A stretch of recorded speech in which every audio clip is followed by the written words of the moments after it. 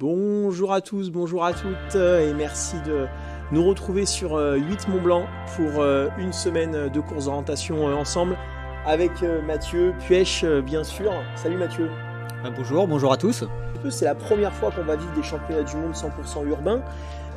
Aujourd'hui le relais sprint, donc ça c'est un format relais mixte, donc où on alterne 4 relayeurs, 2 filles, 2 garçons, donc les filles feront le premier relais, ensuite on a 2 garçons qui prennent les relais 2 et 3, et ensuite on a une fille qui termine sur le relais 4, et un départ en masse, donc comme sur tous les relais, donc une course vraiment très nerveuse au contact. Et au bout des 4 relais, celui qui passe la ligne a gagné. La ligne de départ qui nous est offerte, 32 équipes au départ, c'est la première fois qu'il y en a autant sur ce championnat du monde. Voilà la start pit avec en numéro 1 les Suédois, on en a parlé, en numéro 2 la Suisse et en numéro 3 la Norvège, Isia Basset. Isia dans la nouvelle tenue équipe de France. Alors. Le départ de ce championnat du monde de relais sprint, messieurs dames, nous voilà dans le bain avec ce départ qui est lancé. Les championnats du monde de course d'orientation format relais sprint et donc la carte qui est donnée au top départ et l'ouverture avec Teresa Janošíková la tchèque avec Simona Aberson de la Suisse qui sont toutes les deux. Isia qui est bien là dans ce groupe et devant c'est le Danemark qui mène avec la Hongrie juste derrière et la Finlande. Norvège maintenant. Ukraine. Alors il faut savoir qu'on a le même que la France et l'Ukraine ont la même variation. Intermédiaire qu'on aura un petit peu plus loin. Voilà, le premier point intermédiaire. Alors pour le moment c'est normal que ça soit groupé, évidemment. On est en tout début de course, toutes les filles sont prêtes physiquement. Au fur et à mesure de la course par les unes et par les autres, on va avoir les groupes qui éclatent, qui se séparent, et les meilleurs normalement qui se retrouvent devant. On a vu l'Ukrainienne Babiche, dont on a parlé déjà, qui est passée. Et Isia qui est là, c'est bien, elle est bien là, Isia. Isia qui arrive juste derrière, on espère la voilà. Voilà, on voit Adri au premier plan. Ouais, elle a un petit peu craqué sur la fin, elle a perdu encore un petit peu de temps, mais on n'est pas très loin, alors j'espère que Adrien qui est en forme presque tranquillement on peut dire, enfin en tout cas en gardant une avance régulière pendant toute la course. Retour sur l'aréna avec Tomáš Krivda, la République tchèque, Joey Adorn, Lucas Ilandravski et Lucia Kermola qui tient le groupe, mais il y a déjà 30 secondes effectivement d'écart. Il y a déjà 30 secondes pour Max Peters. Adrien Delaine qui est annoncé, ça c'est intéressant, 42 secondes juste derrière. C'est bien, il est pas loin, il faut qu'il recolle. S'il arrive à... On a l'impression quand même que les coureurs reviennent en arrière. Alors, des fois on se méfie parce que le GPS est pas très. Je pensais que en fait ils étaient sur le tracé vert, mais là Mathieu, on dirait qu'il y a un vrai retour en arrière, on dirait une grosse erreur. Non mais c'est même sûr. Ils sont allés se planter je sais pas où, mais en tout cas il y a un retour en arrière. Oui.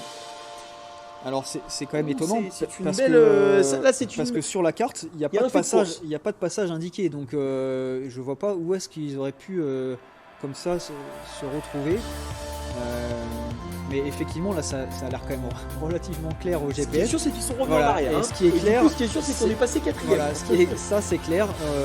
Finalement c'était pas plus mal que Adri soit pas complètement au contact. Parce que du coup ils se retrouvent avec le groupe.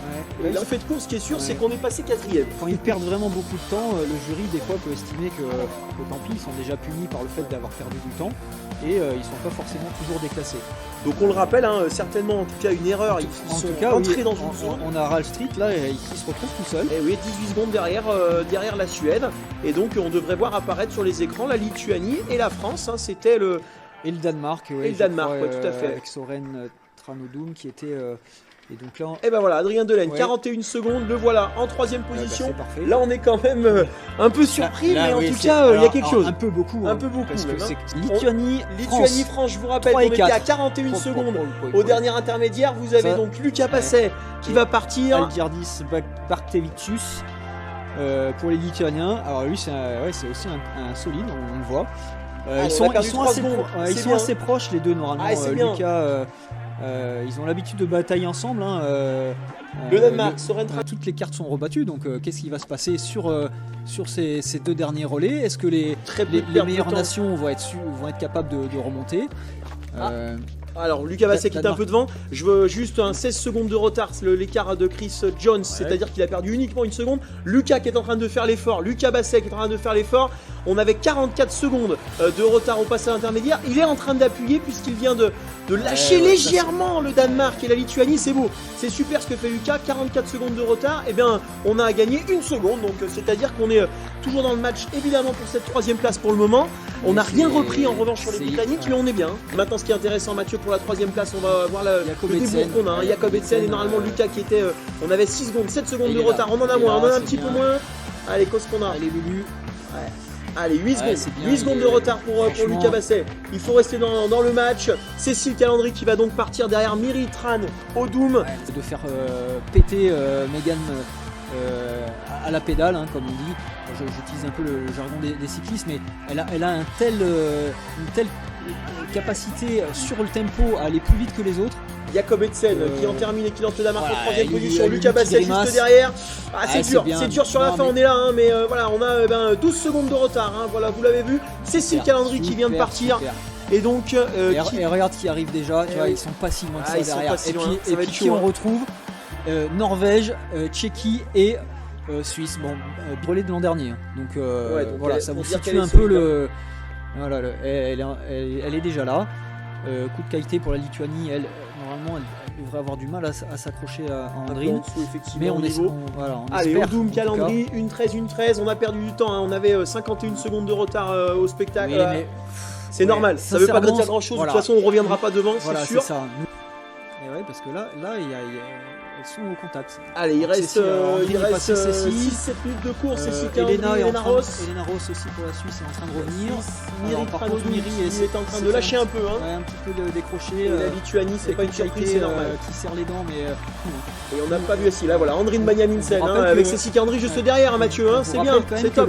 La meilleure position d'un relais français, c'est 7ème. 7ème en 2015, ça remonte en Écosse. Donc. Quand on dit on vise un top 6, c'est déjà une place dans les 6, c'est déjà énorme, hein, vu la densité des équipes. Donc là, c'est sûr, on s'était prêt à rêver un petit peu d'une médaille, c'est évidemment toujours possible, mais ce serait quelque chose vraiment d'extraordinaire. Je sais qu'ils vont savourer dans le couloir. La Grande-Bretagne, médaille d'argent, énorme relais. Elle se retourne quand même. Ah ouais, c'est mais là, il n'y a personne, hein, elle peut se retourner à un moment. Incroyable, c'est beau. Incroyable relais. Charlotte Ward, Ralph Street, Jones. Il tourne autour de la médaille. On avait dit un jour ou l'autre ça va payer. Et ben voilà, c'est aujourd'hui. Et Megan Carter-Davis qui va être attendue par son équipe, évidemment, médaille d'argent. Ouais, c'est énorme. Et oui, il peut avoir le sourire. Ah ouais, ils étaient venus clairement pour ça. C'est magnifique. D'autant que c'est quand même leur meilleure chance de médaille sur le relais. Hein. En individuel, c'est plus compliqué. Alors non. Allez Mathieu, la 3ème place qui va jouer. Mais... La 3ème place qui va jouer.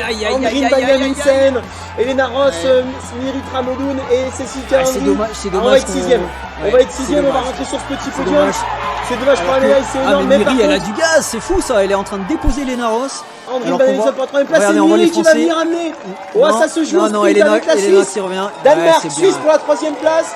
3ème place, Norvège avec Andrine Banyaminsen et Elena Ross. C'est les Suisses qui vont faire la médaille en chocolat. Et ça, c'est quand même une surprise. C'est énorme. Norvège, 3ème. Andrine encore énorme sur un relais, elle est incroyable sur ses relais sprint. La Suisse 4, le Danemark. La Suisse, c'est la suite pour la grimace quand même, hein, parce qu'on les voyait bien pouvoir batailler avec la Suède pour la gagne. Et alors voilà. 6ème pour la France. Et ben top 6. Alors forcément, on peut avoir une petite pointe de déception. Elle était à la bagarre jusqu'à presque les tout derniers mètres. Mais voilà, c'est énorme. Là. Je vous rappelle. Diem, ça veut dire aussi, Mathieu, qu'on confirme de toute façon notre accession à ce top 8 mondial. On en parle depuis un certain temps. On fait 6 aujourd'hui. Je veux dire, effectivement, c'est quand même une énorme performance.